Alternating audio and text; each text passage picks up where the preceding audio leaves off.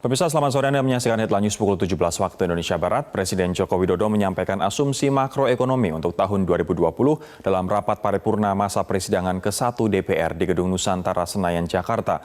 Apa saja asumsi makro yang disampaikan Presiden? Kita bergabung dengan Nadine Utomo untuk laporan selengkapnya.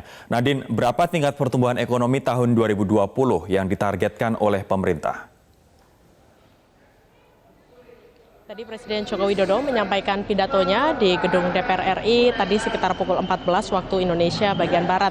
Tadi Presiden Jokowi menyampaikan bahwa untuk target pertumbuhan ekonomi di 2020 dalam rancangan APBN itu adalah angkanya 5,3%. Sementara kita lihat pada 2019 tepatnya di semester pertama ini tingkat pertumbuhan ekonomi 5,06. Kemudian ini sebetulnya angkanya naik terus dari jika kita lihat dari sebelumnya yaitu 2015 4,88%, 2018 5,17, sementara meskipun angkanya terus naik karena 2019 di semester kedua atau di Desember 2019 sudah ditargetkan oleh sejumlah lembaga, salah satunya dari IMF dan juga World Bank yang menyatakan bahwa tingkat pertumbuhan ekonomi Indonesia akan memasuki di angka 5,1%. Artinya ini ada pertumbuhan sekitar 0,2% pada dalam target pembangunan ataupun belanja negara dalam 2020 yaitu 5,3%. Kemudian tadi juga Presiden Jokowi menyatakan bahwa pemerintah optimis untuk terus meningkatkan pertumbuhan ekonomi meskipun ada ancaman lambatnya perekonomian secara global karena ada sejumlah perang dagang, yaitu kita lihat bahwa di antara salah satunya di negara Inggris yang kemudian keluar dari Uni Eropa dari perang dagang antara Amerika Serikat dan juga Tiongkok. Namun pemerintah tetap optimis untuk terus meningkatkan pertumbuhan ekonomi terutama di 2020. Rory. Nadine, dalam asumsi makro ini, apa program prioritas pemerintah di tahun 2020 yang mendapat anggaran yang besar?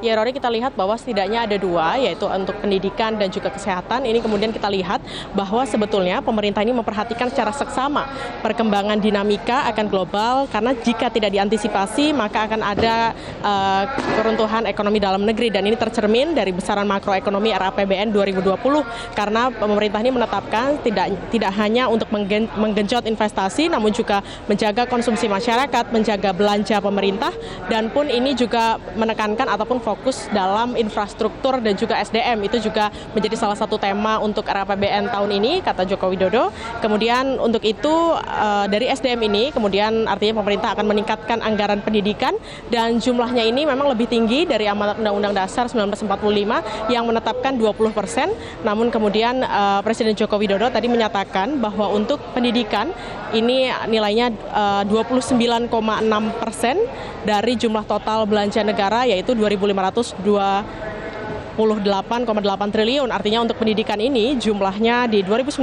ada 505,8 triliun. Sementara itu untuk kesehatan ini jumlahnya naik hampir 2 kali lipat jika dibandingkan dengan 2015, yaitu adalah totalnya untuk 2020 adalah 132,2 triliun. Sementara itu kita juga lihat bahwa setelah ditetapkan oleh Presiden Joko Widodo dalam rapat ini, kemudian DPR RI, ini tepatnya Ketua DPR RI yang sudah diamanatkan oleh Presiden Jokowi nantinya akan menindaklanjuti, yaitu adalah melakukan sejumlah pembicaraan dengan komisi terkait, yaitu adalah salah satunya Komisi 11 untuk membahas terkait dengan asumsi makroekonomi. Kemudian nantinya setelah itu akan menggelar musyawarah perencanaan pembangunan atau musrembang dengan Badan Anggaran ataupun Banggar DPR RI. Baru kemudian setelah dibahas oleh Banggar, ini nantinya akan mendengar pandangan mini fraksi, itu adalah untuk penetapan keputusan tingkat pertama, dan akan dilakukan penetapan keputusan tingkat kedua dalam rapat paripurna yang akan dilaksanakan pada minggu keempat bulan September 2019. Kembali ke Anda, Rory. Nadine Utomo melaporkan langsung dari gedung DPR, MPR, dan DPD di Jakarta. Terima kasih, Nadine.